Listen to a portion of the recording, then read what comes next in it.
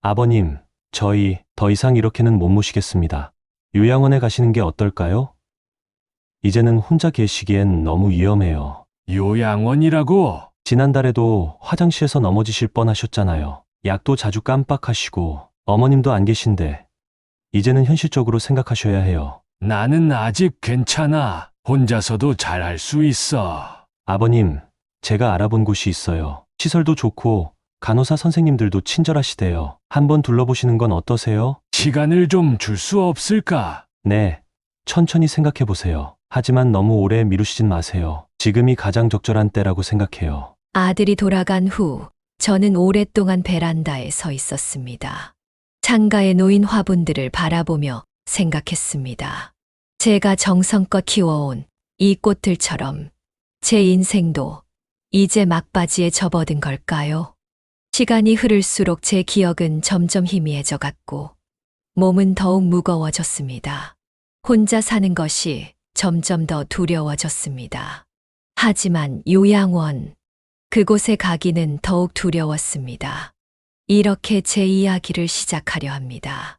어쩌면 지금 이 이야기를 듣고 계신 분들 중에도 비슷한 고민을 하고 계신 분들이 계실 것 같습니다. 잠시 이야기를 멈추고 한 말씀 드리고 싶습니다. 제 이야기가 도움이 될 것 같다고 생각하시는 분들은 구독과 좋아요 버튼을 눌러주시면 감사하겠습니다. 여러분의 작은 관심이 저에게는 큰 힘이 됩니다. 앞으로 더 좋은 이야기로 찾아뵙도록 하겠습니다. 자, 이제 제가 어떻게 이 상황을 헤쳐나갔는지, 그 과정에서 발견한 특별한 해결책은 무엇이었는지 천천히 들려드리도록 하겠습니다. 아들의 요양원 권유 이후 저는 제 나름대로의 해결책을 찾아보기로 했습니다. 요양원만이 유일한 답일 리는 없다고 생각했기 때문입니다. 첫 번째 선택은 자녀들과 함께 사는 것이었습니다. 큰 아들과 작은 딸의 집을 번갈아 가며 지내기로 했습니다. 처음에는 모든 것이 좋아 보였습니다. 손주들의 제잘거림 소리를 들으며 아침을 맞이하고 가족들과 함께 저녁을 먹을 수 있다는 생각에 마음이 따뜻해졌습니다. 하지만 현실은 달랐습니다. 큰 아들의 집에서 첫날 저녁, 잊을 수 없는 순간이 찾아왔습니다. 아버님, 방에서 드시는 게 어떨까요? 손주들이 식사에 집중을 못한다고 하네요. 며느리의 조심스러운 말에 숟가락을 들고 있던 제 손이 덜덜 떨렸습니다. 밥을 먹을 때 젓가락 소리가 크다는 게 이유였습니다. 그날부터 저는 방에서 혼자 식사를 해야 했습니다. 작은 딸의 집도 크게 다르지 않았습니다. 발자국 소리가 시끄럽다며 밤에는 화장실도 가급적 가지 말아달라는 부탁을 받았습니다. 점점 제 존재가 가족들에게 부담이 되어가고 있다는 것을 느낄 수 있었습니다. 한 달이 지났을까요? 더는 견딜 수 없었습니다. 매일 아침 눈을 뜰 때마다 이방인이 된 기분이 들었습니다. 결국 저는 집으로 돌아가기로 결심했습니다. 자녀들과의 동거는 저의 첫 번째 실패였습니다. 두 번째 선택은 간병인을 고용하는 것이었습니다. 월 450만 원이라는 금액이 부담스러웠지만 자녀들이 일부를 보태주기로 했습니다. 하지만 이 선택 역시 실패로 돌아갔습니다. 첫 번째 간병인은 일주일 만에 그만두었습니다. 너무 소박한 식사가 마음에 들지 않는다며 다른 집은 특식과 고기 반찬을 해준다고 했습니다. 두 번째 간병인은 보름을 버텼고 세 번째 간병인을 구하러 갔을 때는 더 큰 충격을 받았습니다. 죄송하지만 선생님 댁은 조건이 너무 열악해서 간병인들이 기피하는 가정이 되었습니다. 소개소 직원의 말이 가슴을 파고들었습니다.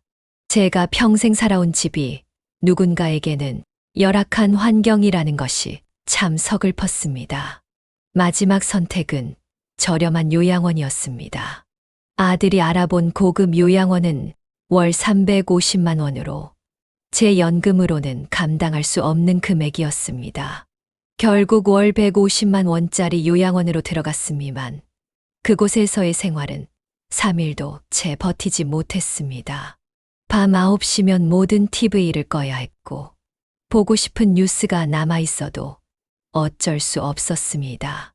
아침 6시 기상은 필수였고 식사 시간, 운동 시간, 심지어 화장실 가는 시간까지 모든 것이 정해진 시간에 맞춰져 있었습니다.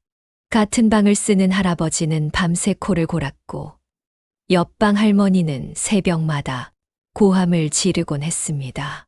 자녀와의 동거도 간병인도 요양원도 모두 실패로 돌아갔습니다. 다시 혼자 집으로 돌아왔을 때 저는 깊은 절망에 빠졌습니다. 하지만 이제와 돌이켜보면 이 모든 실패가 새로운 길을 찾게 해준 소중한 경험이었다는 것을 깨닫게 되었습니다. 집으로 돌아온 후 매일 아침이 두려웠습니다. 혼자서 할 수 있는 일이 점점 줄어들고 있었고 장보기조차 큰 도전이 되어버렸습니다. 지팡이를 짚고 5분 거리의 마트까지 가는 것도 힘겨웠습니다. 매일 아침 거울을 보며 약을 먹는 일상이 반복되었습니다. 어느 날 아침 평소처럼 거울 앞에 서서 약을 먹고 있을 때였습니다. 문득 깨달았습니다. 지금까지 제가 선택한 모든 방법이 남들이 정해놓은 길이었다는 것을. 자녀와의 동거는 효도라는 이름으로, 간병인은 관습이라는 이름으로, 요양원은 노인의 마지막 종착지라는 이름으로 선택했던 것입니다. 이보세요, 김 선생님. 오늘도 아침 운동하러 가시나요? 창밖에서 들려온 밝은 목소리에 고개를 돌렸습니다. 매일 아침 경로당으로 향하는 이웃 할머니의 모습이 눈에 들어왔습니다. 그동안 수없이 보았던 광경인데 오늘따라 새롭게 보였습니다. 베란다에서 내다본 경로당은 활기가 넘쳤습니다. 서로 웃고 이야기하는 모습이 참 따뜻해 보였습니다. 그들은 어떻게 살고 있을까? 나처럼 같은 고민을 하고 있진 않을까 하는 생각이 들었습니다. 그날 오후 용기를 내어 경로당 문을 열었습니다. 처음에는 낯설고 어색했지만 따뜻한 미소로 맞아주시는 분들 덕분에 마음이 편해졌습니다. 그곳에서 만난 분들은 각자의 전문성을 가지고 계셨습니다.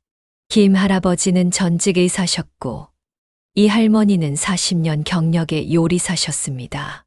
박 할아버지는 전기 기술자로 일하셨다고 했습니다. 우연히 이야기를 나누다 보니 우리 모두 비슷한 고민을 안고 있다는 것을 알게 되었습니다. 요양원은 너무 비싸고 간병인은 부담스럽고 자녀들에게는 짐이 되고 싶지 않다는 마음. 그 마음이 서로 통했습니다. 대화를 나누면서 새로운 가능성이 보이기 시작했습니다. 꼭 누군가에게 의지하지 않아도 서로 도우며 살 수 있지 않을까 하는 생각이 들었습니다. 각자가 가진 재능을 나누며 함께 살아가는 방식, 그것이 우리가 찾은 새로운 희망이었습니다. 김 할아버지는 우리의 건강을 체크하고 약 복용을 관리해 주시겠다고 했습니다. 이 할머니는 함께 식사를 준비하자고 제안하셨고, 박 할아버지는 전기 설비와 집수리를 도와주시겠다고 했습니다. 저는 35년간의 공무원 경험을 살려 행정 업무를 돕기로 했습니다. 그렇게 우리는 각자의 연금에서 매달 60만 원씩 모으기로 했습니다. 그 돈으로 공동 식사도 하고 필요한 물품도 구입하기로 했습니다. 처음에는 조심스러웠습니다. 과연 이런 방식이 가능할까 하는 의문도 들었습니다. 하지만 시작해보니 생각보다 훨씬 자연스러웠습니다. 서로의 부족한 점을 채워주고 각자의 강점을 나누며 살아가는 법을 배워갔습니다. 혼자서는 불가능해 보였던 일들이 함께하니 가능해졌습니다. 경로당은 이제 단순한 모임 장소가 아닌 우리의 새로운 희망이 되었습니다.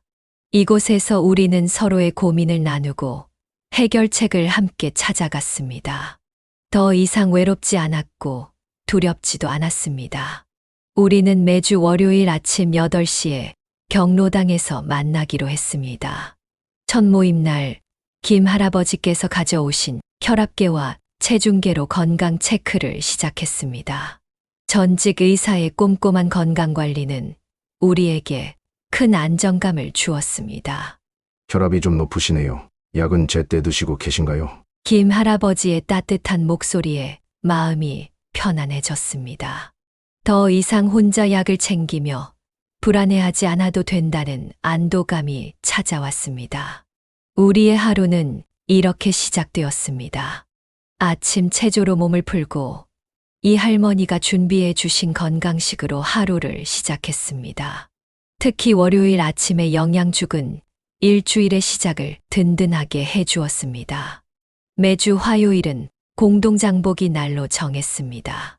혼자서는 무거웠던 쌀과 반찬거리도 함께하니 수월했습니다.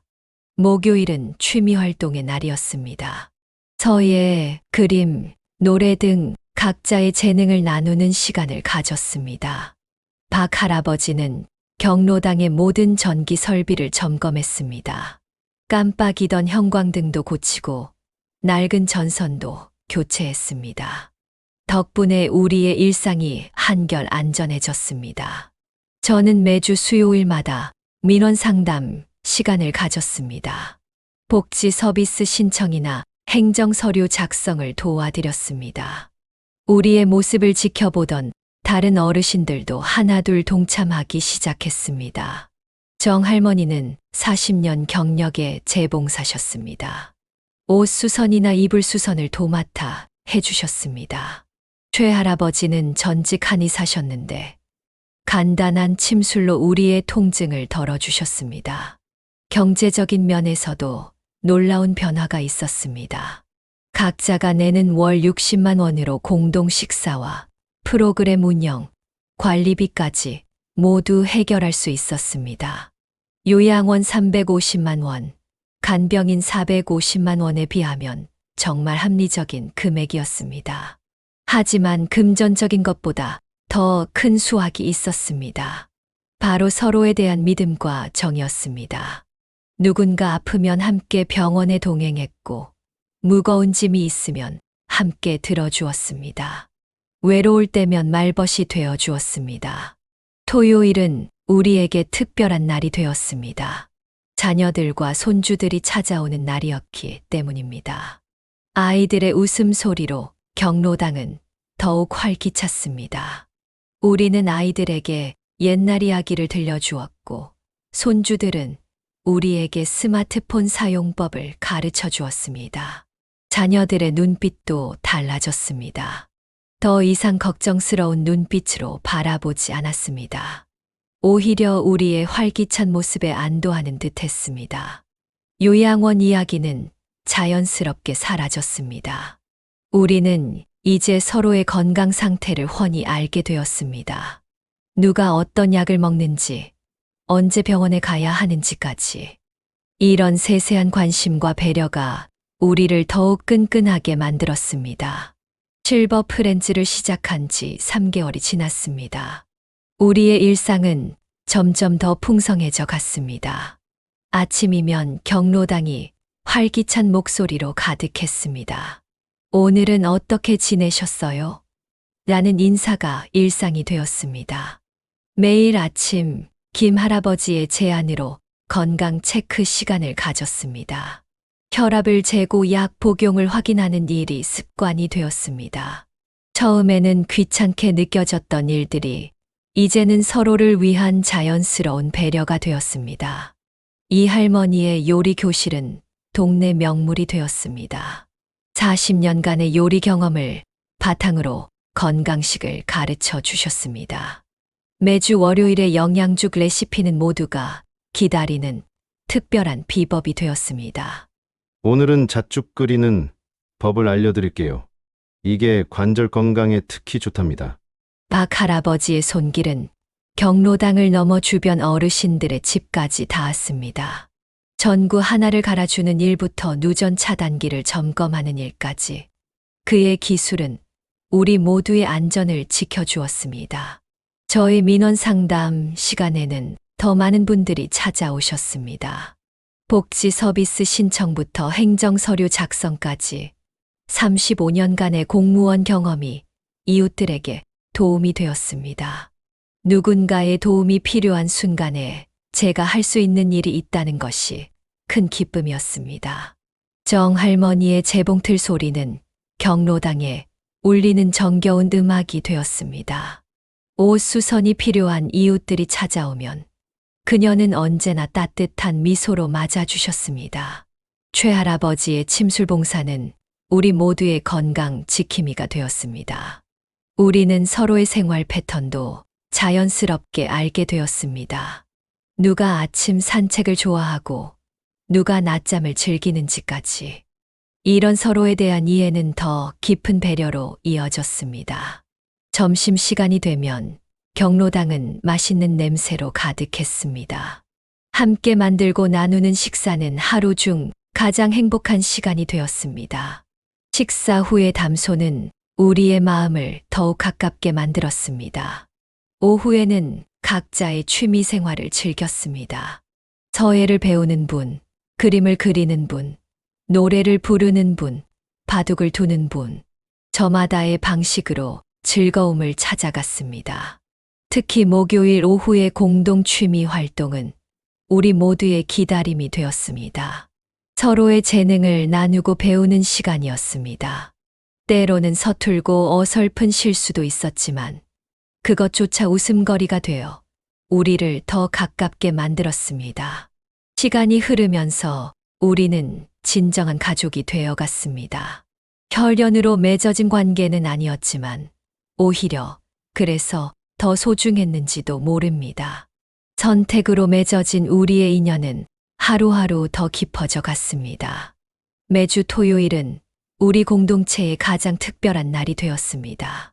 자녀들과 손주들이 찾아오는 날이었기 때문입니다.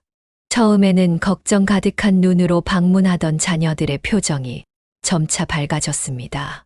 아버지, 요즘 정말 좋아 보이세요. 얼굴에 생기가 돌아요. 아들의 말에 가슴이 따뜻해졌습니다. 더 이상 부담스러운 존재가 아닌 자랑스러운 아버지로 보여질 수 있다는 것이 얼마나 큰 기쁨인지 모릅니다. 손주들은 경로당을 웃음소리로 가득 채웠습니다. 우리는 아이들에게 옛날 이야기를 들려주었고, 손주들은 우리에게 스마트폰 사용법을 가르쳐 주었습니다. 세대 간의 벽이 자연스럽게 허물어져 갔습니다. 특히 놀라운 것은 우리 공동체가 자녀들에게도 새로운 영감을 주고 있다는 점이었습니다.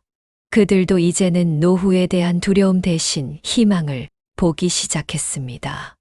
요양원이나 간병인이 유일한 해답이 아니라는 것을 깨달은 것입니다. 우리의 일상은 더욱 촘촘해졌습니다. 누군가 병원에 가야 할 일이 있으면 함께 동행했고, 장복이나 집안일도 자연스럽게 도왔습니다. 서로의 생활 리듬을 이해하고 배려하는 것이 습관이 되었습니다. 김 할아버지는 매일 아침 산책을 즐겼고, 이 할머니는 점심 후 잠깐의 낮잠을 즐기셨습니다. 박 할아버지는 저녁 무렵 옥상 정원을 가꾸는 것을 좋아하셨습니다. 이런 서로의 일상을 자연스럽게 배려하며 살았습니다. 우리는 서로의 건강 상태까지 훤히 알게 되었습니다. 누가 어떤 약을 먹는지, 언제 병원에 가야 하는지, 어떤 음식을 조심해야 하는지까지. 이런 세세한 관심과 배려가 우리를 더욱 끈끈하게 만들었습니다. 힘든 일이 있을 때면 서로 위로가 되어 주었습니다. 기쁜 일이 있을 때는 함께 기뻐했습니다. 이제는 혼자가 아니라는 안도감이 우리 모두의 마음을 따뜻하게 채웠습니다. 매달 60만 원으로 운영되는 우리의 시스템은 경제적으로도 안정적이었습니다. 하지만 그보다 더 중요한 것은 서로에 대한 신뢰와 정이었습니다. 돈으로는 살 수 없는 것들이 우리의 일상을 채워주고 있었습니다. 이제 우리는 진정한 의미의 가족이 되어 있었습니다. 혈연으로 맺어진 관계는 아니었지만 서로를 위하는 마음만큼은 그 어떤 가족보다도 따뜻했습니다. 매일 아침 만나는 얼굴들이 기다려지고 서로의 안부가 궁금해지는 그런 사이가 되었습니다. 우리가 만든 이 작은 공동체는 노년의 삶에 대한 새로운 희망이 되어가고 있었습니다.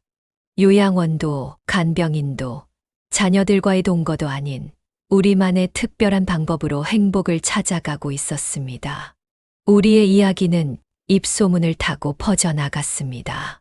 다른 아파트 단지에서도 비슷한 모임이 생기기 시작했습니다. 처음에는 단순한 호기심으로 시작된 문의가 점차 진지한 상담으로 이어졌습니다. 인근 단지의 한 할머니는 문구점 주인과 특별한 약속을 맺었습니다. 매달 40만 원을 받고 문구점 안에 작은 반찬 가게를 열어주기로 했다는 소식이 들려왔습니다. 서로가 도움이 되는 관계를 만든 것입니다. 우리도 할 수 있을까요? 어떻게 시작하면 좋을까요? 이웃 동네에서 찾아오신 분들의 질문에 저는 우리의 경험을 나누었습니다. 성공의 비결은 의외로 단순했습니다.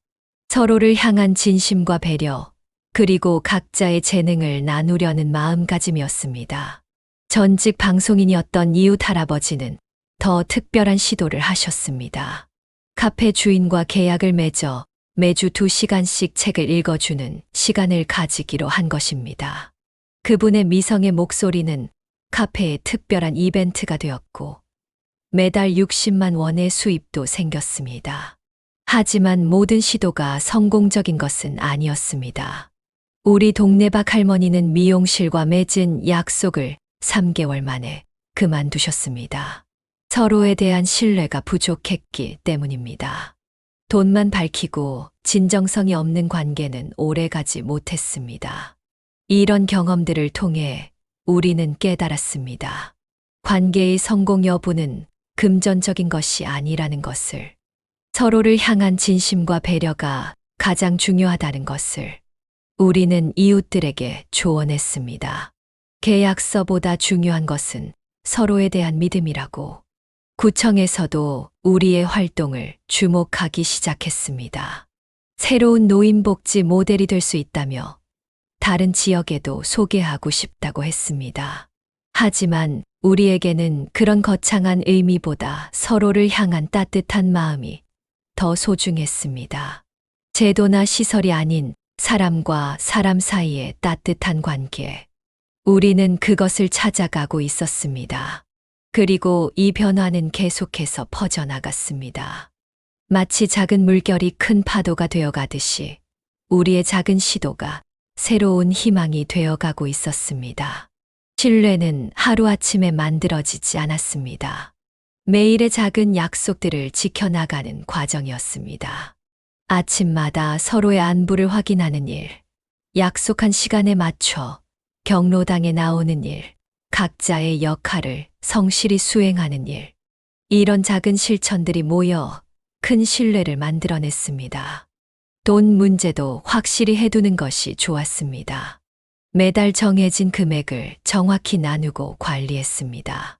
투명한 회계 처리가 신뢰를 더욱 굳건하게 만들었습니다. 이제 우리 동네는 조금씩 변화하고 있었습니다. 더 많은 어르신들이 자신만의 방식을 찾아가고 있었습니다. 서로 돕고 의지하며 살아가는 법을 배우고 있었습니다. 이것이야말로 진정한 노인복지가 아닐까요? 우리는 그렇게 믿었습니다. 실버 프렌즈를 시작한 지 1년이 지난 지금 우리의 삶은 완전히 달라져 있습니다. 더 이상 외롭지 않고 불안하지도 않습니다. 매일 아침이 기다려집니다.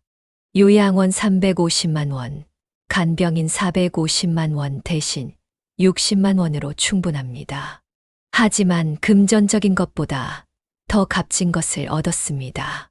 바로 서로에 대한 신뢰와 애정입니다.